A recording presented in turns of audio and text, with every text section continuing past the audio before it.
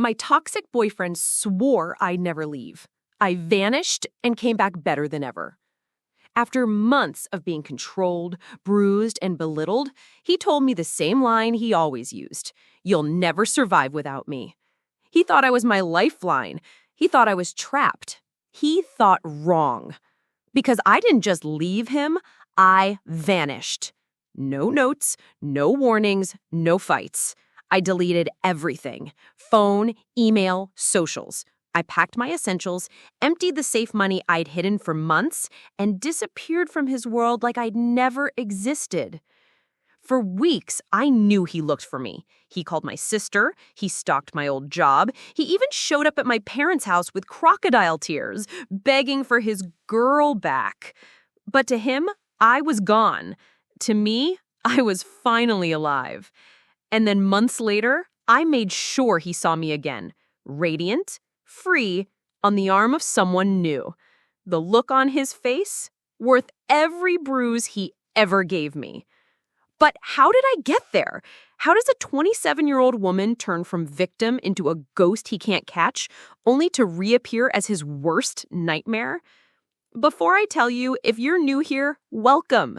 This is the place where we tell the stories people whisper about: betrayal, survival, and the kind of revenge that doesn't just sting, it scars. So hit subscribe, turn on the bell, and settle in.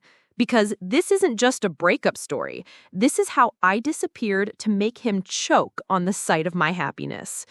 My name is Claire. I'm from Denver. And before I made him watch me live without him, I had to convince myself I could. When I first met Jason, he looked like the answer to a prayer. He was charming without being pushy, attentive without smothering. He sent flowers to my office just because.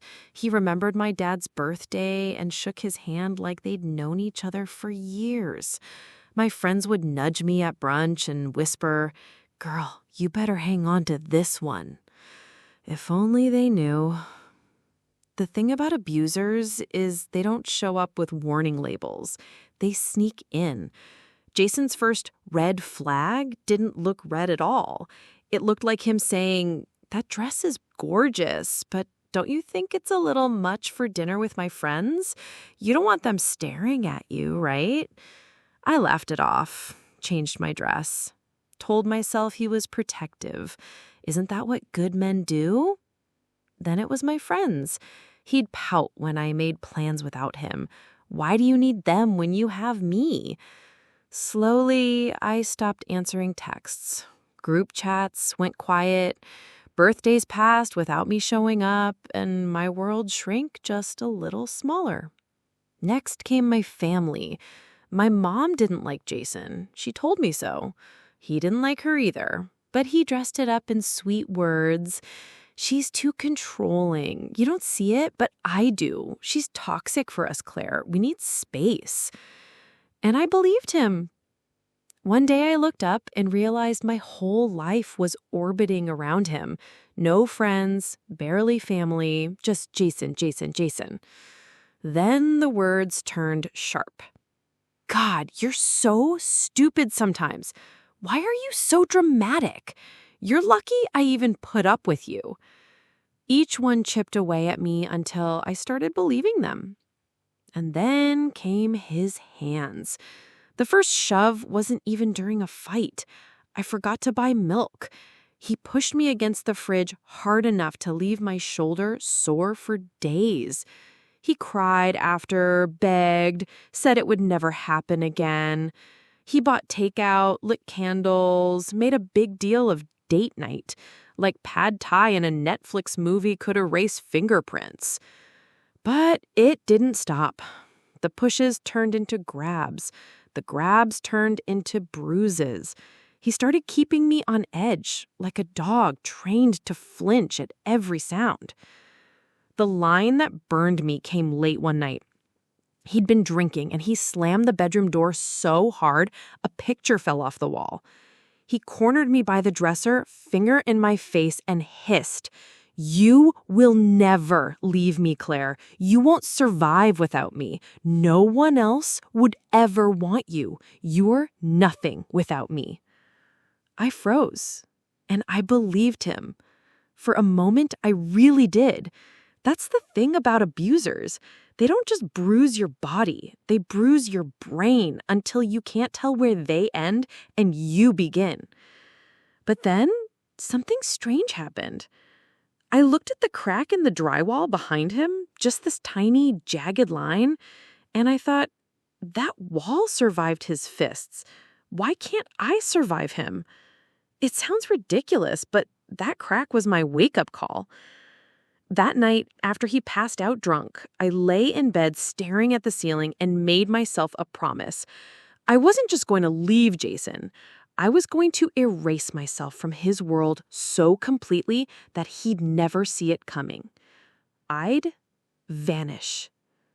I started small, skimming $20 bills from grocery money, tucking them into an empty flour canister in the pantry, Googling bus routes late at night, memorizing which ones ran out of Denver the fastest, creating a new Gmail with a fake name, one I could use to apply for jobs he'd never know about. Every move was surgical, quiet, patient. If he suspected anything, it was over. But I was careful, too careful. And every night, I'd whisper into the dark with him snoring beside me, "You'll survive. You'll prove it." Jason thought he owned me, but what he didn't know was that every controlling word, every shove, every bruise was sharpening the knife I'd use to cut my way out. I wasn't just planning to leave him. I was planning to haunt him. The day I vanished started like every other. Jason shouting over nothing. He ranted about his shirt being wrinkled, about the toast being too burnt, about how I was useless. He stomped through the house like a toddler with steel-toed boots, slamming doors, hurling his keys so hard against the counter they bounced. He thought I was shrinking in the corner, but I wasn't shrinking. I was waiting. I kissed his cheek before he left. He thought it was submission. Really? It was goodbye. The second his car screeched out of the driveway, my heart roared. My plan wasn't a daydream anymore. It was real. My suitcase was hidden in the neighbor's garage.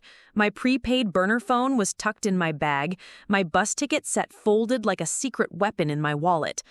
I walked through the house one last time. No nostalgia, no tears. I had already stripped myself out of this place weeks ago. Clothes, donated.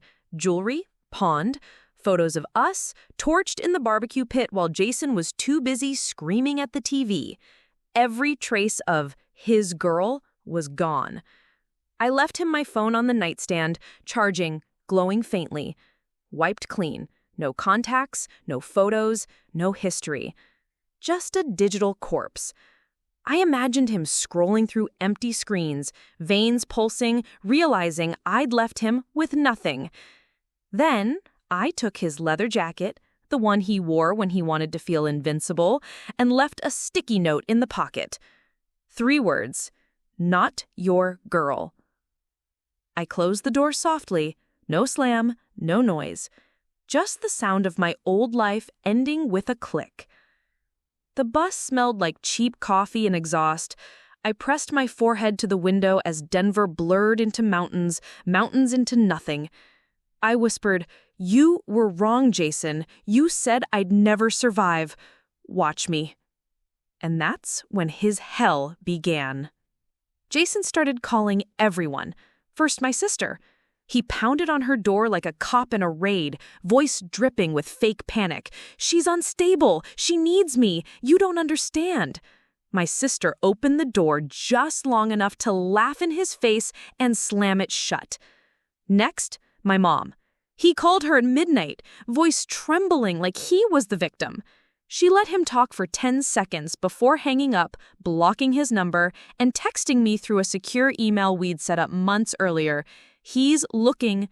Keep going. Don't look back." Then he tried my old coworkers, left rambling voicemails about how mentally fragile I was, how they needed to tell him if I'd been in touch. HR called him back once, said, "Don't ever call here again." Click. He even reached out to my old friends, the same ones he'd convinced me to cut off years ago. Can you imagine? The same people he called toxic, the same ones he mocked, the same ones he said were jealous of us. He showed up at one of their apartments, pounding on the door, begging for news. The door opened just long enough for my friend to say, "You made her disappear from us once. You don't get to find her now." Then it slammed shut. Everywhere he turned, it was rejection. Slammed doors, hung up phones, laughter in his face. The network he had worked so hard to cut me off from, family, friends, coworkers, closed ranks against him. He was left outside, circling like a stray dog, no one letting him in. I wasn't there to see it, but I heard enough through the grapevine to know he was unraveling. Rumors swirled that he was drinking more, that his temper was boiling over in public, that he was telling anyone who would listen how crazy I was, how I'd vanished like a coward. But the truth? I wasn't vanishing like a coward. I was vanishing like a ghost, and ghosts don't answer to the living. Meanwhile, I was alive. My tiny studio had yellow curtains and a cactus named Felix.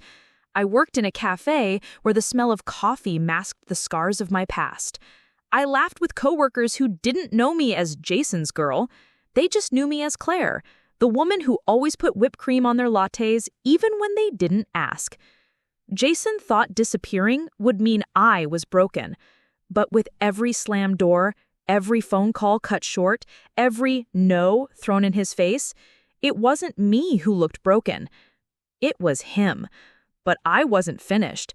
I didn't just want to vanish. I wanted to reappear. And when I did, I'd make sure he saw me. Because the only thing worse than losing control is watching the person you thought you owned thrive right in front of you. Life after Jason felt like breathing fresh air after years in a burning room. I rebuilt myself, piece by piece. New job, new apartment, new laughter that didn't come with bruises. And then, when I least expected it, I met Evan. Evan wasn't flashy. He didn't shower me with empty promises or dramatic gestures.